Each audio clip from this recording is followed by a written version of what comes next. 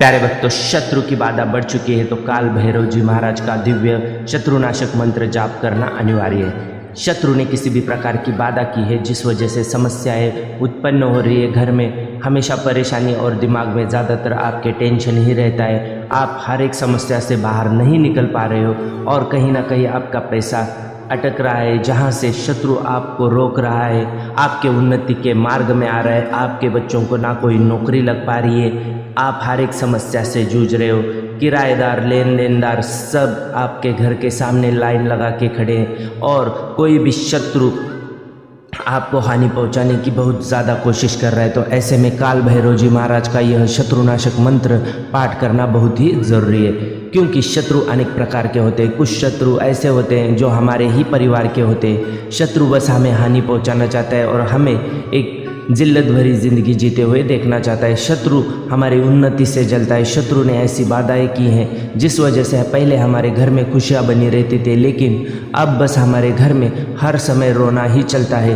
किसी न किसी वजह से परेशानियां हमारे पीछा नहीं छोड़ पा रही है और आधातर पैसा अस्पताल में ही लगता है, क्योंकि अस्पताल के चक्कर इतने लग जा रहे हैं। कोई ना कोई व्यक्ति ऐसी बीमारी हो जाती है, लेकिन बीमारी का मूल स्वरूप भी डॉक्टर को पता नहीं होता है। बस हमें वहीं पर जाके हमेशा डॉक्टर के ही चक्कर काटने पड़ते हैं और अस्पताल का खर्चा बढ़ता रहता है, क्योंकि शत्रु अपनी सफलता के दम पर उतना धन नहीं कमा सकता है जितना आपने कमा लिया है।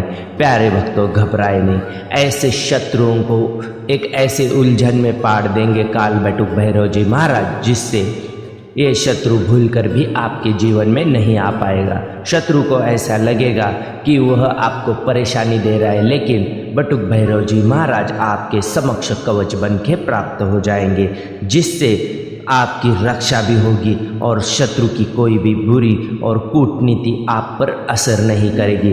प्यारे भक्तों, बटुक भैरव जी महाराज बहुत ही दयालु और बहुत ही ज़्यादा कम भक्ति में अपने भक्तों पर प्रसन्न हो जाते हैं। प्यारे भक्तों, जो भी भक्त बटुक भैरव जी महाराज के चरणों में अपनी समस्याओं के लिए यहाँ पे अर्जी लगा रहे हैं, वो उनके चरणों में एक लाइक और कमेंट बॉक्स में जय बटुक भैरव जी, काल भैरव जी बाबा अवश्य लिखे। यहाँ तक जो भी व्यक्ति सुन रहे हैं और उनको एक सब्सक्राइब अवश्य ही समर्पित करें। प्यारे भक्तों, आप सभी के घर में सुख शांति समृद्धि का वास हो, यही हम काल भैरव जी महाराज से विनंती करेंगे।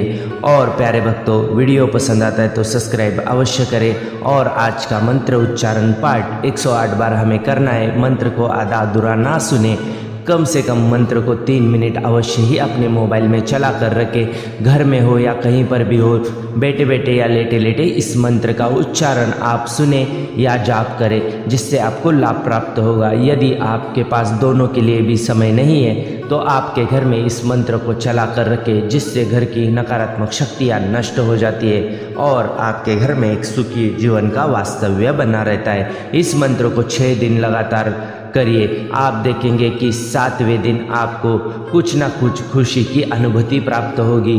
प्यारे भक्तों, वही खुशी आपको 7वें दिन मुझे कमेंट बॉक्स में बतानी है। तो आइए प्यारे भक्तों, आज का मंत्र उच्चारण पाठ शुरू करते हैं।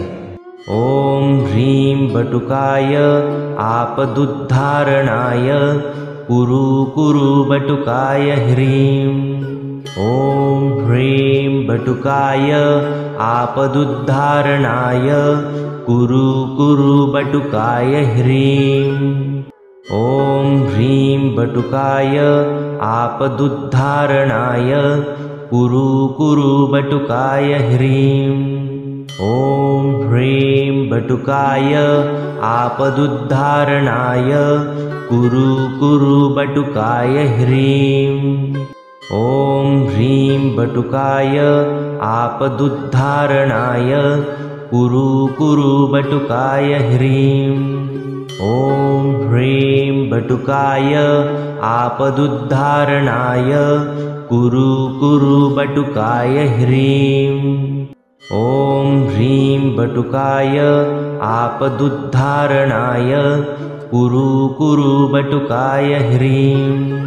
ओम ह्रीं बटुकाय आपदुद्धारणाय कुरु कुरु बटुकाय ह्रीं। ॐ ह्रीं बटुकाय आपदुद्धारणाय कुरु कुरु बटुकाय ह्रीं। ॐ ह्रीं बटुकाय आपदुद्धारणाय कुरु कुरु बटुकाय ह्रीं। ॐ ह्रीं बटुकाय आपदुद्धारणाय कुरु कुरु बटुकाय ह्रीं। ॐ ह्रीं बटुकाय आपदुद्धारणाय कुरु कुरु बटुकाय ह्रीं। ॐ ह्रीं बटुकाय आपदुद्धारणाय कुरु कुरु बटुकाय ह्रीं। ॐ ह्रीं बटुकाय आपदुद्धारणाय कुरु कुरु बटुकाय ह्रीं। ॐ ह्रीं बटुकाय आपदुद्धारणाय कुरु कुरु बटुकाय ह्रीं। ॐ ह्रीं बटुकाय आपदुद्धारणाय कुरु कुरु बटुकाय ह्रीं। ॐ ह्रीं बटुकाय आपदुद्धारणाय कुरु कुरु बटुकाय ह्रीं। ॐ ह्रीं बटुकाय आपदुद्धारणाय कुरु कुरु बटुकाय ह्रीं। ॐ ह्रीं बटुकाय आपदुद्धारणाय कुरु कुरु बटुकाय ह्रीं। ॐ ह्रीं बटुकाय आपदुद्धारणाय कुरु कुरु बटुकाय ह्रीं। ॐ ह्रीं बटुकाय आपदुद्धारणाय कुरु कुरु बटुकाय ह्रीं। ॐ ह्रीं बटुकाय आपदुद्धारणाय कुरु कुरु बटुकाय ह्रीं। ॐ ह्रीं बटुकाय आपदुद्धारणाय कुरु कुरु बटुकाय ह्रीं। ॐ ह्रीं बटुकाय आपदुद्धारणाय कुरु कुरु बटुकाय ह्रीं। ॐ ह्रीं बटुकाय आपदुद्धारणाय कुरु कुरु बटुकाय ह्रीं। ॐ ह्रीं बटुकाय आपदुद्धारणाय कुरु कुरु बटुकाय ह्रीं। ॐ ह्रीं बटुकाय आपदुद्धारणाय कुरु कुरु बटुकाय ह्रीं। ॐ ह्रीं बटुकाय आपदुद्धारणाय कुरु कुरु बटुकाय ह्रीं। ॐ ह्रीं बटुकाय आपदुद्धारणाय कुरु कुरु बटुकाय ह्रीं। ॐ ह्रीं बटुकाय आपदुद्धारणाय कुरु कुरु बटुकाय ह्रीं।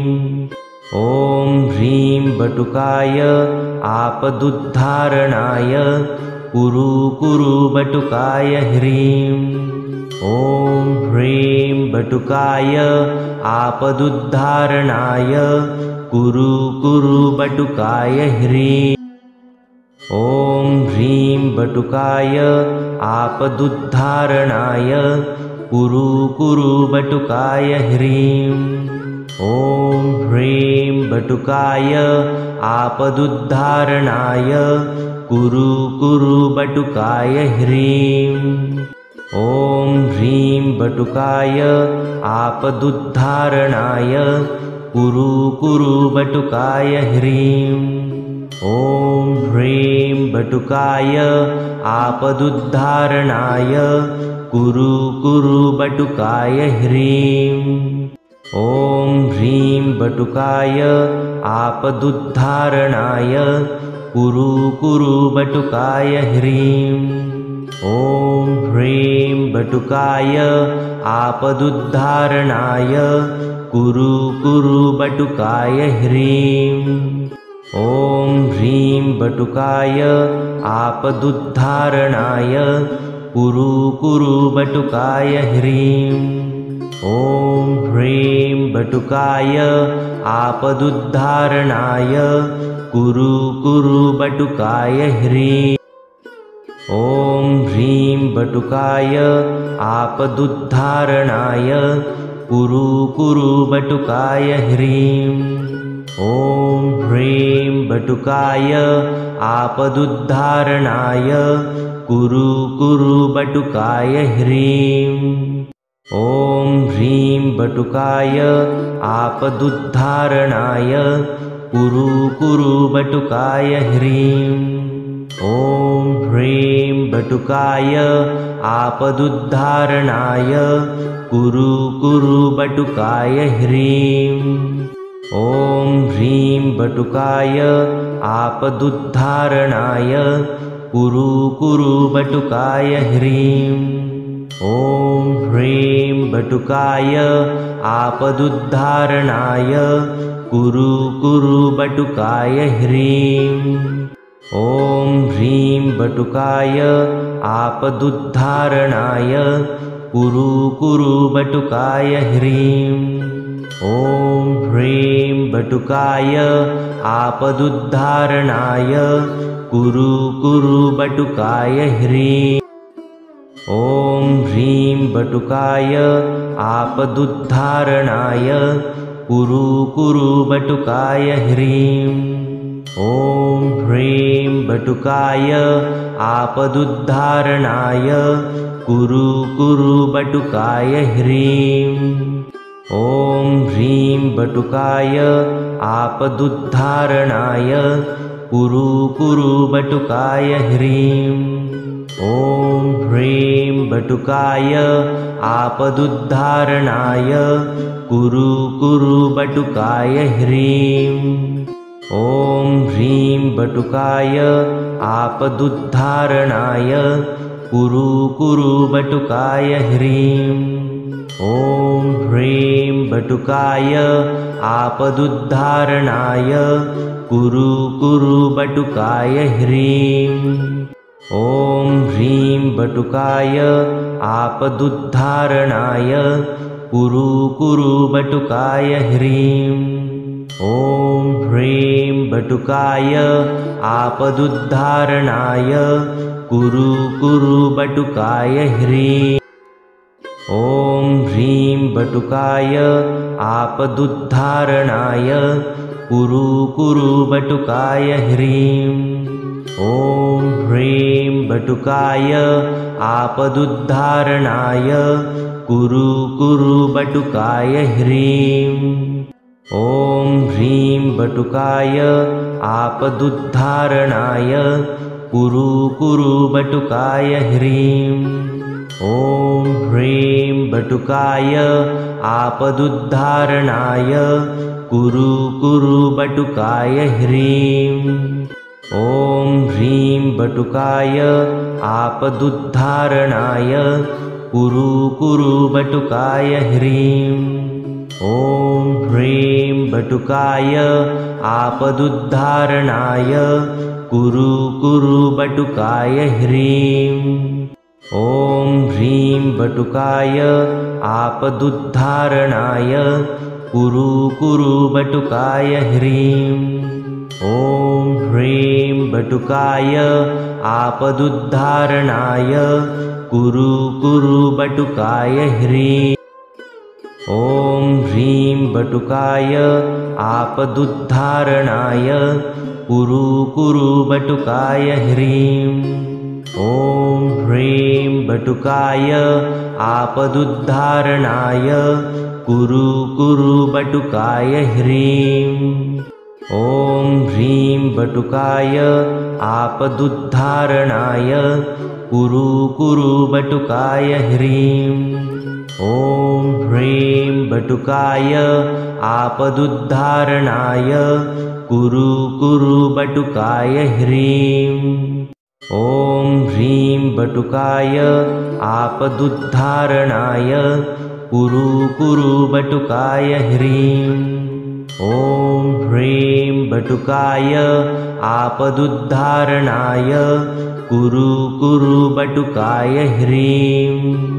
ॐ ह्रीं बटुकाय आपदुद्धारणाय कुरु कुरु बटुकाय ह्रीं। ॐ ह्रीं बटुकाय आपदुद्धारणाय कुरु कुरु बटुकाय ह्रीं। ॐ ह्रीं बटुकाय आपदुद्धारणाय कुरु कुरु बटुकाय ह्रीं। ॐ ह्रीं बटुकाय आपदुद्धारणाय कुरु कुरु बटुकाय ह्रीं। ॐ ह्रीं बटुकाय आपदुद्धारणाय कुरु कुरु बटुकाय ह्रीं। ॐ ह्रीं बटुकाय आपदुद्धारणाय कुरु कुरु बटुकाय ह्रीं। ॐ ह्रीं बटुकाय आपदुद्धारणाय कुरु कुरु बटुकाय ह्रीं। ॐ ह्रीं बटुकाय आपदुद्धारणाय कुरु कुरु बटुकाय ह्रीं। ॐ ह्रीं बटुकाय आपदुद्धारणाय कुरु कुरु बटुकाय ह्रीं। ॐ ह्रीं बटुकाय आपदुद्धारणाय कुरु कुरु बटुकाय ह्रीं। ॐ ह्रीं बटुकाय आपदुद्धारणाय कुरु कुरु बटुकाय ह्रीं। ॐ ह्रीं बटुकाय आपदुद्धारणाय कुरु कुरु बटुकाय ह्रीं। ॐ ह्रीं बटुकाय आपदुद्धारणाय कुरु कुरु बटुकाय ह्रीं। ॐ ह्रीं बटुकाय आपदुद्धारणाय कुरु कुरु बटुकाय ह्रीं। ॐ ह्रीं बटुकाय आपदुद्धारणाय कुरु कुरु बटुकाय ह्रीं। ॐ ह्रीं बटुकाय आपदुद्धारणाय कुरु कुरु बटुकाय ह्रीं। ॐ ह्रीं बटुकाय आपदुद्धारणाय कुरु कुरु बटुकाय ह्रीं। ॐ ह्रीं बटुकाय आपदुद्धारणाय कुरु कुरु बटुकाय ह्रीं। ॐ ह्रीं बटुकाय आपदुद्धारणाय कुरु कुरु बटुकाय ह्रीं। ॐ ह्रीं बटुकाय आपदुद्धारणाय कुरु कुरु बटुकाय ह्रीं। ॐ ह्रीं बटुकाय आपदुद्धारणाय कुरु कुरु बटुकाय ह्रीं।